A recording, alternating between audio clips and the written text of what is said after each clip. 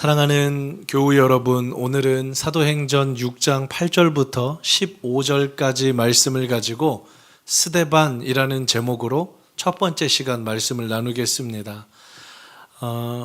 지난 시간까지의 내용을 한번 정리해 보겠습니다. 제자들을 중심으로 복음이 전해졌습니다. 그리고 제자들을 중심으로 기적이 일어났고 제자들을 중심으로 하나님 나라가 확장되어 왔습니다. 그런데 6장으로 넘어오면서 7명의 집사님들이 세워지게 되고 제자들만 하던 사역을 이제는 평신도들도 일반 교우님들도 같이 하게 됐습니다. 집사님들을 뽑을 때 지난 시간 혹시 교우님들 기억나십니까? 어떤 일을 위해서 뽑았다라고 했죠? 매일의 구제 때문에 뽑았다라고 했습니다. 헬라파 유대인들, 히브리파 유대인들, 그 중에서 고아와 과부들을 돌보는 그 일을 하라고, 그 일을 좀 분담해 달라고 7명의 집사님들을 모셨습니다. 그런데 신기한 것이 오늘 6장 8절부터 말씀을 보면 집사님들의 원래 역할이 구제에 빠진 사람들을 챙겨주고 접대해주는 일이었는데 그 사역이 복음 사역으로 바뀌어가고 확장되는 것들을 보게 됩니다. 사람은 집사님들을 세울 때 교회 일들을 좀 해주십시오 라고 사람의 계획으로는 세웠는데 하나님은 그 집사님들에게 은혜 충만, 성령 충만하게 하셔서 그들은 단순하게 접대하고 구제하는 일을 넘어 복음 사역의 최전선으로 뛰어듭니다. 더 놀라운 것은 그 첫 번째 사람이 오늘 6장과 7장에 이어지는 스데반이라는 집사님인데요. 이 스데반 집사님은 사도들도 하지 못한 일을 합니다. 그리고 여러분 잘 아시는 것처럼 초대교회가 폭발적으로 성장하고 예수 복음이 이 세상 편만하게 증거되기 위해 가장 필요했던 예수께서 십자가에서 보혈을 흘리셨던 것과 같은 그 놀라운 순교의 첫 제물이 스데반 집사님이 됩니다. 사도들이 먼저 자신의 생명을 내놓지 않았습니다. 집사님이 자기 생명을 하나님 앞에 먼저 드리게 된 거예요. 성경에 많은 인물들이 등장하는데요. 대부분의 인물들은 우리가 잘 아는 모세도 그렇고 다윗도 그렇고 여러 가지 훌륭한 일들을 많이 하지만 때로는 실수하고 연약하고 부족한 모습들도 성경에 기록합니다. 사람이 완전하지 않다는 거죠. 그런데 아주 소수의 사람은요, 처음부터 끝까지 그의 삶이 정말 향기롭게 기록됩니다. 하나님 앞에서의 실수가 기록되지 않아요. 하나님이 그 삶을 진짜 아름답게 받으셨다는 겁니다. 대표적인 사람이 스데반이에요. 스데반이라는 이 집사님의 기록을 성경 어디를 뒤져봐도 하나님 앞에 불순종했다거나 처음 마음이 나중에 가서 달라졌다거나 이런 게 없습니다. 처음보다 나중이 훨씬 아름다웠고요. 하나님이 그 이름을 얼마나 귀하게 여기셨냐면 사도행전에 그 이름을 고이 기록하시고 이 기록을 읽는 사람마다 이 집사님의 인생을 떠올리게 하셨습니다. 이제 8절부터 15절까지 한 절씩 살펴보면서 도대체 이 집사님은 어떻게 그렇게 사랑을 받으셨고 하나님께 자기의 것들을 드릴 수 있었는지, 하나님은 이 집사님의 삶을 어떻게 쓰셨는지 한번 보도록 하겠습니다. 8절입니다. 스데반이 은혜와 권능이 충만하여, 이렇게 기록되어 있죠. 사랑하는 여러분, 우리는 여기에서 시작해야 합니다. 흔히 스데반 집사님 대단하시지, 스데반 집사님은 정말 엄청나시지, 우리는 그 집사님처럼 할 수 없지, 그런 집사님은 두 번 다시 나올 수 없지, 우리와 스데반 집사님을 좀 이렇게 따로 구분하고 구별할 수 있습니다. 그분이니까 그 일 하지. 이 땅을 살아가는 오늘의 나는 그분하고는 차원이 달라, 나는 못해. 맞습니다. 우리 인간은 다 연약하고 부족하죠. 제가 여러분께 질문 하나 드리겠습니다. 스데반 집사님은 태어날 때부터, 집사 직분 받을 때부터, 신앙을 가진 처음부터 순교까지 할 수 있는 믿음이 있었을까요? 아니죠. 그 믿음은 예수 믿고 난 이후에 성장해가고 성숙해간 거죠. 그래서 성경은 이 사도행전의 저자 누가는 분명히 말합니다. 스데반이 대단하다고 생각하지 않도록, 스데반이 뭔가 다른 사람하고 달랐다 이렇게 구별하지 않도록 스데반이 스데반 될 수 있었던 이유를 이렇게 설명하죠. 무엇과 무엇이 충만해요? 은혜와 권능이 충만했다, 이렇게 표현합니다. 은혜는 하나님으로부터 내려오는 거죠. 권능도 하나님으로부터 내려오는 거죠. 이 두 단어 한번 묵상해 보십시오. 은혜는 사람이 만들어낼 수가 없고요, 권능도 사람이 행할 수가 없습니다. 그러나 스데반 집사님이 하나님 꽉 붙들고 살았을 때, 예수 믿고 난 다음에 그 예수와 함께 살기를 소원하고 기도하고 한 걸음씩 살아갈 때, 어느 날 하나님께서 스데반이라는 사람의 인생 위에 은혜와 권능을 물붓듯 하셔서, 은혜와 권능을 물붓듯 하셔서, 그래서 스데반 집사님이 그 일들을 감당할 수 있었다는 겁니다. 사랑하는 여러분, 우리에게 주시는 첫 번째 메시지가 여기에 있습니다. 우리 힘으로 신앙생활하는 게 아니고요, 우리 힘으로 세상을 사는 게 아니고요, 우리가 애써서 크리스천으로 살 수 있는 것도 아닙니다. 예배를 통해, 말씀을 통해 때마다 시마다 말씀하시는 하나님의 은혜와 하나님의 권능이 저와 여러분의 삶에 부어질 때, 우리는 그때 참된 크리스천으로 살 수 있을 줄 믿습니다. 스데반에겐 이게 있었다는 거예요. 더 놀라운 건요, 여러분 지금 이번 주에 가지고 나오신 기도 제목을 한번 찬찬히 마음속에 되뇌어 보십시오. 직장의 문제, 가정의 문제, 관계의 문제, 건강의 문제, 여러 가지 상황들이 있으실 거예요. 그런데 이렇게 제가 질문 드려보면 어떨까요? 오늘 예배를 통해 하나님이 그 일들을 다 해결해 주셨다. 여러분이 갖고 계신 기도 제목을 하나님이 오늘 예배를 통해 다 들어주셨다. 그 다음에 무엇 하시렵니까? 더 큰 거 구하실래요? 몸 건강하게 됐으니까 이제 돈도 좀 있어야 될 것 같고, 돈도 좀 있으니까 명예도 더 있어야 될 것 같고, 이게 일반 세상 사람들의 방법이잖아요. 그런데 이 스데반 집사님이 위대한 건, 자, 말씀의 포인트를 이렇게 옮겨보죠. 하나님께서 은혜와 권능을 스데반에게 충만하게 주셨을 때 했던 일이 이겁니다. 큰 기사와 표적을 어디에 행해요? 민간에. 스데반은 자기가 받은 은혜, 자기가 받은 권능을 자신을 위해 쓰지 않고 복음이 필요한 사람들에게 쓰기 시작했어요. 이게 놀라운 겁니다. 내게 건강이 주어지면, 내게 재물이 주어지면, 내게 그 무엇인가가 생기면 그것 가지고 나라는 인생의 성을 더 공고히 하려는 게 대부분의 인간일진데, 스데반은 하나님께서 은혜와 권능을 충만하게 주셨더니 그 모든 애정이나 존경을 자기에게 모으려 하는 것이 아니라 하나님께서 주신 그 은혜들을 감사함으로 당연히 여기지 않고 또 다른 사람들에게 흘려보내는 사람이었어요. 기사와 표적을 행했다는 거, 예수 믿을 수 있도록 가서 도와주는 거예요. 그 사람의 아픔을 위해서 기도해주고 그 사람의 아픔이 고쳐지면 그거 예수님이 해주신 거니까 우리 같이 예수님께로 나아가자고, 이 집사님이 그 일들을 했다는 겁니다. 사랑하는 여러분, 스데반 집사님의 그 인생 행보가 저와 여러분의 인생 방향 되기를 주님의 이름으로 축원합니다.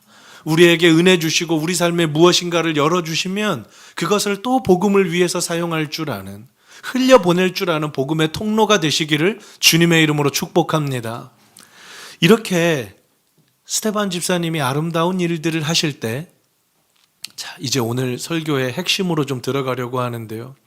여러분, 이렇게 예수 잘 섬기려고 하면, 하나님 앞에 좀 잘 살아보려고 하면 그 인생을 좀 열어주셔야 되잖아요. 고난과 고통이 없어야 되잖아요. 아까 우리 찬양했지만 주의 자녀로 살고 싶은데 왜 자꾸 불 가운데로 바다 위로 걸어가라고 하시는지, 스데반 집사님도요, 그 일들을 만납니다. 그래서 우리는 여기서 또 한 가지 묵상을 해요. 예수 잘 믿는다고 해서, 은혜와 권능이 충만하다고 해서, 내 삶에 또 다른 사람에게 복음 증거하는 삶 산다고 해서 우리 삶의 어려움과 고난이 비껴가느냐? 그렇지 않다라는 겁니다. 믿는 사람들도 어려울 수 있다는 거예요. 가끔 교우님들이 그런 질문하셔요. 저 이렇게 기도했는데 목사님, 하나님 왜 제 기도 안 들어주십니까? 하나님 안 계신 거 아닙니까? 제가 교회 다녀야 될 이유가 무엇입니까? 그럼 저도 마음속으로 기도합니다. 여러분, 그게 성경적인 원리예요. 기도한다고 다 잘 되게 해주신다. 제가 가지고 있는 성경엔 그런 게 없어요. 오히려 불 가운데로 바다 위로 지나가게 하시면서 그 고난 가운데 함께 하시는 주님을 보게 하세요. 주님을 보게 하세요. 스데반의 삶 가운데 어떤 일이 있었는지 말씀 확인하시죠. 9절입니다. 자유민들 이렇게 되어 있는데요. 여러분, 이 자유민들에 대해서 잠시 설명드리겠습니다.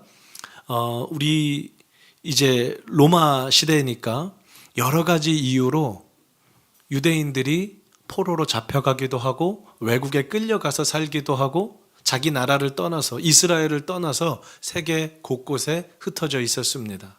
그런데 시간이 또 많이 지나서요, 이 사람들이 여러 가지 인생의 상황 가운데 예루살렘으로 돌아오게 된 거예요. 특별히 자유민들이라고 한 것은 이 사람들의 이전 신분이 노예였다는 겁니다. 이 사람들의 이전 신분이 자유롭지 못한 사람들이었는데 공을 세웠는지 돈으로 이 자유를 샀는지 우리가 다 알 수 없지만 자유인의 신분을 회복해서 지금 예루살렘으로 돌아온 거예요. 근데 이 사람들은 외국에서 살았기 때문에, 특별히 로마 치하에 살았기 때문에 사용하는 언어가 아람어, 이스라엘어가 아니라 헬라어, 그리스어를 쓰고 있었다는 겁니다.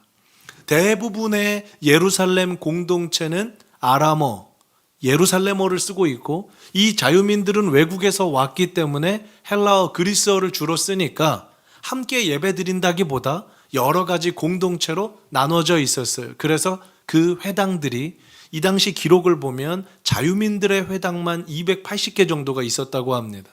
자기들끼리 10명 이상 모이면 회당을 할 수 있었기 때문에 자기의 공동체들을 만든 거예요. 근데 그 회당이 구레네 사람도 있었고요, 알렉산드리아에서 온 사람도 있었고요, 다양한 사람들이 있었어요. 중요한 건 회당에서 어떤 자들이 일어나 스데반과 더불어 논쟁할세라고 되어 있죠. 사랑하는 여러분, 스데반 집사님이 그러면 여기서 뭘 알 수 있습니까? 은혜와 권능이 충만해져서 복음을 전하러 가는데 어디로 가서 복음을 전하신 거예요? 지금 어디서 논쟁이 있어요? 회당에서요. 그러면 스데반 집사님이 어디를 찾아간 겁니까? 회당을 찾아가신 거죠. 여기에 대해서 학자들의 그 주석책을 좀 보니까 스데반 집사님도 이름이 외국 이름이라고 했잖아요. 지난 시간에 헬라 쪽에서 오신 분이라고 했잖아요. 그래서 이건 많은 학자들의 공통적인 의견인데, 스데반 집사님 역시도 예수 믿고 예루살렘 공동체로 들어오기 이전에 아마 이 자유민들 중에 한 사람 혹은 여러 회당 중에 한 일원이었을 것이다, 이렇게 추측합니다. 그러니까 예수 믿게 되고 은혜를 입은 다음에 누가 생각나는 거예요? 바로 전까지 나와 함께 예수 모르고 예배했던 그 사람들이 생각나는 거예요. 그래서 그 회당으로 가는 겁니다. 근데 그 회당에서 스데반 집사님을 환영하지 않죠. 예전에는 같은 가치를 갖고 있던 사람인데 이제 갑자기 예수 믿겠다, 예수 아니면 우리 구원 없다, 예수가 너희를 살린다, 이상한 소리를 하거든요. 그래서 논쟁이 벌어집니다. 저는 이 스데반 집사님의 행보가 너무나 귀합니다. 하나님께서도 여러분만 가실 수 있는, 여러분만 감당하실 수 있는 그 회당으로 내일부터 여러분을 보내실 거예요. 이 회당에는 스데반 아니면 가서 이렇게 얘기할 사람이 없어요. 여러분의 직장은요, 여러분에게 맡겨주신 학교와 가정은요, 그건 여러분만 감당하실 수 있는 몫입니다. 그곳으로 주님이 보내실 거예요. 때로는 논쟁이 일어날 수도 있어요. 10절 말씀 보겠습니다. 스데반이 지혜와 성령으로 말합니다. 하나님의 영을 충만히 받아서 말해요. 그러니까 그들이 감당하겠습니까? 못하겠습니까? 감당을 못하는 거예요. 자, 저를 한번 보십시오. 여기까지 말씀이 진행되면 스데반은 성령 충만해서 자기가 원래 있었던 공동체로 가서 그 사람들에게도 예수를 전했습니다. 논쟁을 하는데 그 논쟁이 항상 스데반이 이기는 거예요. 하나님의 지혜와 성령으로 말하니까 그들이 그 논쟁을 이겨내지를 못해요. 굴복되는 거예요. 논리에서 지는 거예요.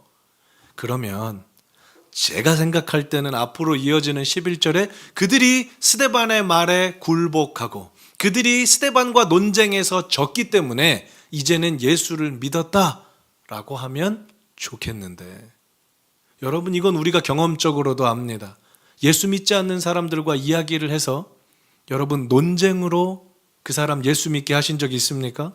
여러분이 완벽한 논리를 가지고 가면 그 사람이 굴복하고 그래 네 말이 맞다 내일부터 교회 갈게, 그런 경험 아마 거의 없으실걸요. 내가 아무리 옳아도 1 더하기 1은 2라는 명제를 확인시켜줘도 그 안에 주님의 성령 없으면 그 사람 굴복 안 합니다. 말로 논쟁으로 논리로 그 사람이 예수 믿지 않는다는 거예요. 똑같습니다. 스데반은 그들에게 더 정확한 진리를 말했지만 그들의 방법을 보십시오. 이제 11절부터 보면 그들은 2가지 방법을 씁니다. 첫 번째요, 사람들을 매수합니다. 그리고 거짓말해요. 말씀 확인하시죠? 사람들을 매수해서 말을 시킵니다. 거짓말을 시켜요. 모세와 하나님을 모독하는 것을 우리가 들었노라, 이렇게 말하죠. 지금 이 사람들은 자유민들인데요, 이 자유민들이 하는 말 중에 모세 등장합니다. 하나님 등장해요.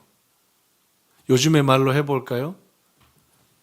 하나님, 예수님, 성령님, 그리고 뭐 성도, 십자가, 이런 말은 그 말 속에 다 등장한다는 겁니다. 그리고 나서 사람을 매수해서 뭐라고 말하죠? 스데반이 거짓말하고 있다고.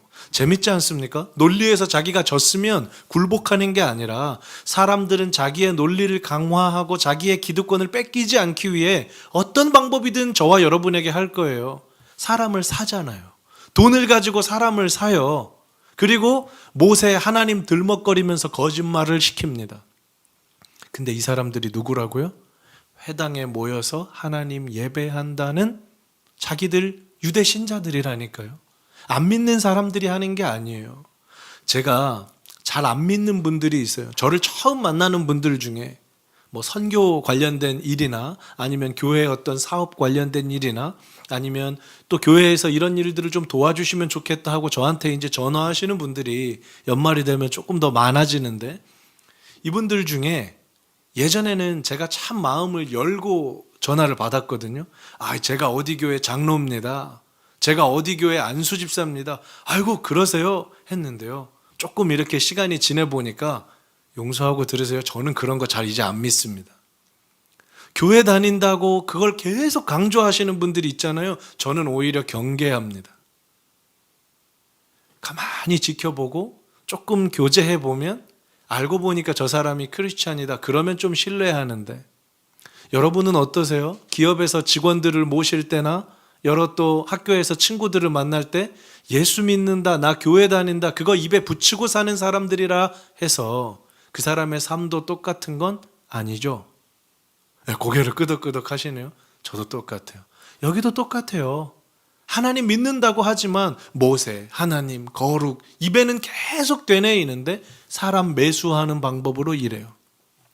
또 하나 볼까요? 12절 보면 백성과 장로와 서기관들을 이번에는 뭐 해요? 두 번째로 충동시켜와요. 자기의 논리를 확정시켜 줄 수 있는 사람들, 자기 편이 될 사람들을 데리고 와서 계속해서 이 스데반을 공격한다는 겁니다. 제가 이 부분 보면서 화가 났던 게 있는데요, 여러분 12절에 보시면 백성과 장로와 서기관들, 이 사람들도 누구 섬기는 사람들이에요? 하나님 섬긴다고 그 말씀 가르치는 사람들이잖아요.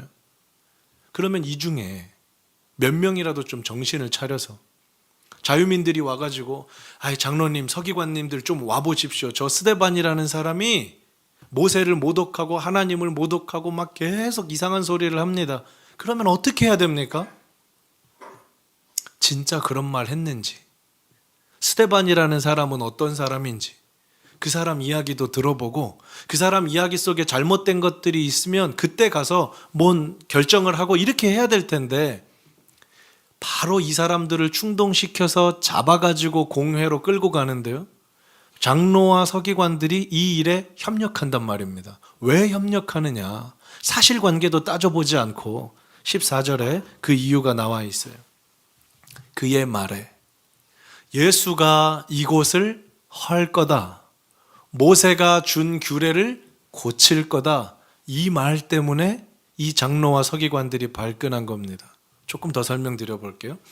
장로들과 서기관들이 갖고 있던 최고의 권력은 성전이었고 그 성전에서 말씀을 자기들만 가르칠 수 있다는 것이 자기들의 삶을 유지하는 아주 중요한 수입원이었습니다.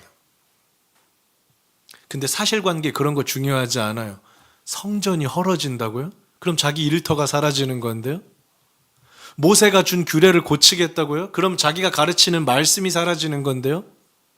무슨 말인지 아시겠습니까? 하나님, 신앙, 죄송해요. 이런 거 없어요.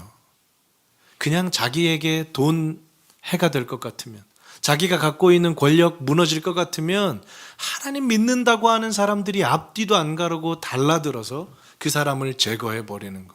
이게 이 당시의 모습이었다는 겁니다. 하나님 섬긴다는 사람들의 모습이었어요. 저는 이제 말씀을 맞춰가면서 교우님들께 이 이야기를 좀 해보고 싶어요. 복음을 전하려고 하는데, 예수 증거하려고 하는데 스데반이 겪었던 일은 사람들의 매수와 거짓말, 충동질에 이제 잡혀가는 겁니다. 여러분, 제가 이 말씀 묵상하면서 나에게는 스데반 집사님과 같은 이런 일이 있는가를 생각해 봤거든요.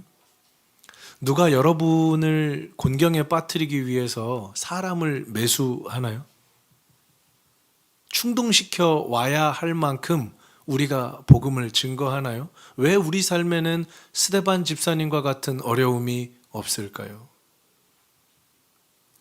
저 자신이 너무 저 자신만 위해 살기 때문 아니겠습니까? 주의 복음을 위해서는 감당하고 싶은 일이 단 1mm도 손톱만큼도 없기 때문 아닐까요? 스데반 집사님의 삶을 통해 우리에게 주시는 메시지입니다. 저와 여러분은 지난 한 주 그리고 다가올 한 주 무엇을 위해 살아왔고 살아갈까요? 그냥 직장에서 돈 버는 거요? 자녀 잘 키우는 거요? 내 몸 건강하게 유지하는 거요? 중요합니다. 그런데 그것은 신앙 없는 사람들도 똑같이 열심히 하고 살아가는 것들이에요. 우리 삶이 하나님께 아름답게 기록되고 스데반 집사님과 같이 별과 같이 빛나려면 우리 삶에도 또 다른 방향이 있어야 하지 않겠습니까? 제게 이런 마지막 질문이 생겼어요. 스데반 집사님은 어떻게 이렇게 할 수 있었을까? 어떻게? 15절 말씀 한번 보겠습니다. 공회 중에 앉은 사람들이 다 스데반을 주목하여 보니 그 얼굴이 누구 얼굴과 같아요? 천사 얼굴과 같더라. 여러분, 이 부분 보면 어떻게 이해가 되십니까? 천사의 얼굴과 같았으면 스데반이 어떤 얼굴일까요? 막 이렇게 웃고 있는 얼굴일까요? 밝게 환한 그냥 얼굴일까요? 우리 보통 네 얼굴은 천사와 같아 라고 하면 그런 이미지잖아요. 그런데 성경에 나오는 천사들은 대부분 그렇지 않아요. 사람이 천사를 만날 때 나타나는 첫 번째 반응들은 대부분 두려워하죠. 놀란단 말입니다. 이 세상의 얼굴이 아니기 때문이에요. 그 표정과 위엄과 그 나타내는 발광체들이 다르기 때문입니다. 그러니까 여기에서 스데반의 얼굴이 천사의 얼굴과 같았다는 것은 남들이 나에게 욕을 하고 비난해도 그냥 허허허 웃고 있었다는 그 아름다운 얼굴이 아니라 하나님의 말씀을 전하겠다는 굳은 의지, 어떤 일이 있어도 내 일들을 잠잠하게 감당하겠다는 하나님을 향한 믿음이 담겨 있는 거죠. 얼마나 이 표현이 재미있냐면요, 여러분, 앞에 사람들이 계속 모세 막 거들먹거렸잖아요. 구약 성경에 보면 출애굽기 34장에 모세가 시내산에서 하나님의 말씀을 받을 때 그 얼굴에 광채가 있었죠. 천사의 얼굴과 같다 그랬어요. 근데 그 모습이 신약 성경에서 다시 한번 드러나는데 언제요? 사도행전 6장 15절에 집사님의 얼굴이 광채가 나는 천사와 같았다. 말로만 모세 모세 하는 너희들이 신앙인이 아니라 믿음으로 그 길 뚜벅뚜벅 걸어가는 스데반이 이 시대의 참 모세라는 거예요. 이 얘기를 지금 하나님은 우리에게 해주시는 겁니다. 스데반이 얼굴이 천사의 얼굴과 같고 결국은 다음 장에 가서 순교하지만 그 길을 끝까지 갈 수 있었던 이유는 다음 시간에 한 번 더 보겠지만 말씀 한 구절 보고 오늘 마치겠습니다. 사도행전 7장 55절이요. 스데반이 어디를 볼 때? 하늘을 볼 때. 이 땅의 사람들이나 내 삶을 보는 게 아니라 우리 주님 계신 하늘을 볼 때, 하늘을 볼 때. 예수께서 하나님 우편에 서신 것을 뭐예요? 보고. 사랑하는 여러분, 성경에 정말 유일합니다. 예수님께서 서 계신 장면이에요. 다 하늘 보좌에 앉아 계신다 그러잖아요. 그런데 예수님께서 사도행전 7장 55절 보면 하나님 우편에 서 계세요. 왜요? 내 사랑하는 아들이 지금 돌 맞아 죽고 있거든요. 그런데도 그 아들이 끝까지 믿음을 부인하지 않거든요. 끝까지 하늘 보면서 날 보면서 그 아들이 천사의 얼굴과 같이 그걸 감당하고 있거든요. 주님도 당장이라도 달려오시려고 조금만 있으면 내가 내 품에 너 안아줄게.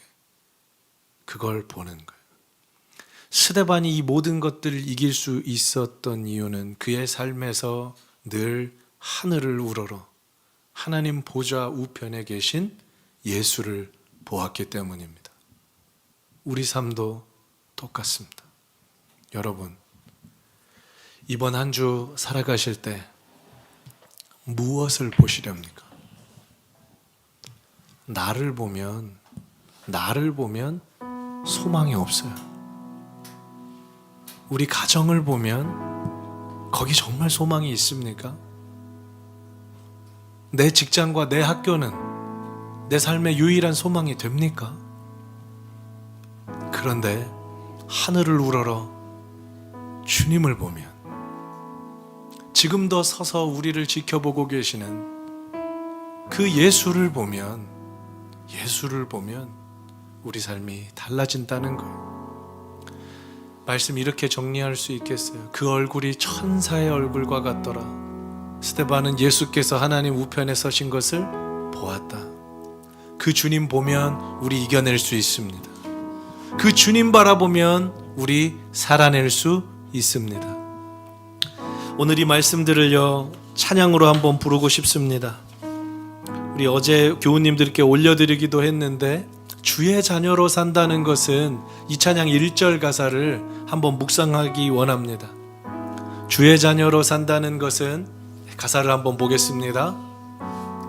사랑하는 여러분, 때로는 불 가운데로 걸어가는 것입니다. 다니엘의 세 친구 기억하십니까? 믿음으로 가는 거예요. 그리고 그 속에 들어가 본 사람만 알 수 있는 그 불 속에서 날 신실하게 지키시는 손길을 경험하는 겁니다.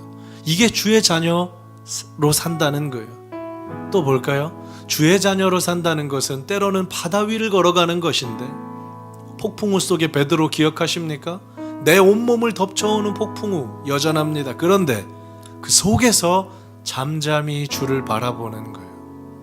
고난이 없다, 고난 없을 거다라고 교우님들께 말하지 않겠습니다. 그러나 그 고난과 폭풍 중에 불 속에서 물 속에서라도 우리를 지켜보고 계시는 주님을 향해 우리의 시선을 들면 우리 걸어갈 수 있습니다. 우리 할 수 있습니다. 주님이 우리와 함께 하시기 때문입니다. 이 마음 가지고 우리 찬양하고 기도하겠습니다. 제가 가사를 불러드릴 테니까요, 우리 묵상하면서 좀 찬양하겠습니다. 주의 자녀로 산다는 것은, 주의 자녀로 산다는 것은 불 가운데로 걸어가는 것, 불 가운데로 걸어가는 것, 그 속에서 신실하게 날 지키시는, 그 속에서 신실하게 날 지키시는 그 손길을 경험하는 것. 손길을 경험하는 것. 아멘. 주의 자녀로 산다는 것은, 주의 자녀로 산다는 오늘 스데반을 기억해 보십시오. 바다 위로 걸어가는 것, 바다 위로 걸어가는 것 내 온몸을 덮쳐오는 폭풍 속에서 몸을 덮쳐오는 폭풍 속에서 잠잠히 주 바라보는 것. 한 번 더 찬양할까요? 주의 자녀로 산다는 것은 주의 자녀로 산다는 것은 때로는 불 가운데로 걸어가는 것입니다. 불 가운데로 걸어가는 것 그러나 그 속에서 신실하게 날 지켜주시는, 속에서 신실하게 날 지키시는 그 손길을 경험하는 것. 손길을 경험하는 것 주의 자녀로 산다는 것은 주의 자녀로 산다는 것은 바다 위로 걸어가는 것, 바다 위로 걸어가는 것, 내 온몸을 덮쳐오는 폭풍 속에서 내 온몸을 덮쳐오는 폭풍 속에서 잠잠히 주 바라보는 것. 잠이 주 바라보는 것 때론 불 가운데, 때론 불 가운데 휩싸일 때도 폭풍 가운데 무너질 때도, 폭풍 가운데 무너질 때도 주님 내 곁에, 주님 내 곁에 함께 하시네. 가장 가까이에 함께 하시네. 가장 가까이에 함께 우리 마지막으로 찬양합시다. 때론 불 가운데, 때론 불 가운데 휩싸일 때도 우리가 폭풍 가운데 무너질 때도, 무너질 때도 잊지 마십시오. 주님 내 곁에, 주님 내 곁에 함께 하시네. 가장 가까이에, 가장 가까이에 함께 하시네. 사랑하는 여러분, 스데반의 삶을 기억해 봅시다. 주님 우리 곁에 함께 하십니다. 가장 가까이에 함께 하십니다. 우리가 눈을 들어 하늘을 주목하고 그곳에 계신 주님을 주목하기 시작할 때, 때론 불 가운데 휩싸일 때도, 폭풍우가 우리 삶을 무너뜨릴 때도 우리는 일어설 수 있습니다. 이 믿음 가지고 주님께 우리의 마음을 드리며 주님의 이름 한번 부르고 기도하겠습니다. 주여, 사랑하는 하나님, 우리의 삶이 연약하고 우리의 삶이 부족하고 불 가운데로 걸어가는 것만 같고 신실하게 날 지키시는 주님의 손길을 경험할 수 없을 때가 있어 보이지만, 주님을 믿고 주님을 알고 주님을 닮아가기 원하는 우리의 삶 가운데 함께하여 주십시오. 주의 자녀로 산다는 것은 때로는 불 가운데로 걸어갈 때가 있습니다. 주의 자녀로 산다는 것은 때로는 바다 위로 걸어갈 때가 있습니다. 내 온몸을 덮쳐오는 폭풍 속에서 내가 주저앉을 때도 있습니다. 그러나 그 가운데서도 주님이 함께 하십니다. 가장 가까이에 함께 하십니다. 그 속에서 진실하게 날 지키시는 주님을 경험합니다. 하나님, 부대만 집사님은 아버지 그 삶에 총각이 다툰 상황에서도 아버지 주님을 맞습니다. 그 주님을 우리도 경험하기 원합니다. 하나님, 우리도 그 삶이 있기를 원합니다. 하나님이 내게 주신 것들 가지고 주를 위해 사용해 보기 원합니다. 또 한 번의 삶이 아니라 그저 살아가는 삶이 아니라 주님을 위해 살아드리는 삶, 주님께서 기뻐하시는 그 삶 살아가기 원하오니 가장 가까이에 나와 함께 하시는 주님을 경험케 하여 주십시오. 주님, 우리를 불쌍히 여겨주시고 우리에게 은혜를 주십시오. 하나님, 하나님, 하나님, 함께 하여 주십시오. 사랑하는 하나님 아버지, 때로는 주의 자녀로 살아간다는 것이 불 가운데로 걸어가는 것만 같습니다. 때로는 폭풍우가 우리 삶을 내워쌉니다. 그러나 그 불과 폭풍우 가운데 그 속에서 나를 지키시는 주님을 경험하는 것이 성도의 삶인 줄 믿습니다. 아멘. 스테반 집사님은 불 가운데 폭풍우 가운데 있을 때에도 주님을 볼 수 있었기 때문에 견뎠습니다. 주님, 우리 삶에서도 주님을 보기 원합니다. 이번 한 주 동안 그 어떤 기도 제목보다 내 삶을 지켜보고 계시고 지금도 서셔서 나를 안으시기 위해 준비하시는 그 주님을 한 번만 보기 원합니다. 그 주님 한 번만 볼 수 있으면 우리 이겨낼 수 있습니다. 그 주님의 시선 한 번만 볼 수 있으면 우리 견뎌낼 수 있습니다. 이번 한 주 주님 우리를 지켜봐 주시고 우리도 주님을 바라보겠으니 주님의 시선과 나의 시선이 만나는 그 자리에서 회복과 소망의 역사가 일어나게 해 주십시오. 아멘. 지금은 우리 주 예수 그리스도의 은혜와 하나님 아버지의 크신 사랑하심과 성령님의 인도교통 충만하신 은혜가 주님만 바라보기로 소원하고 다짐하는 푸른 서연의 모든 교우님들과 함께 예배하는 이들과 온라인으로 예배하는 모든 이들의 머리 위에 이제로부터 영원토록 함께 있을지어다. 아멘.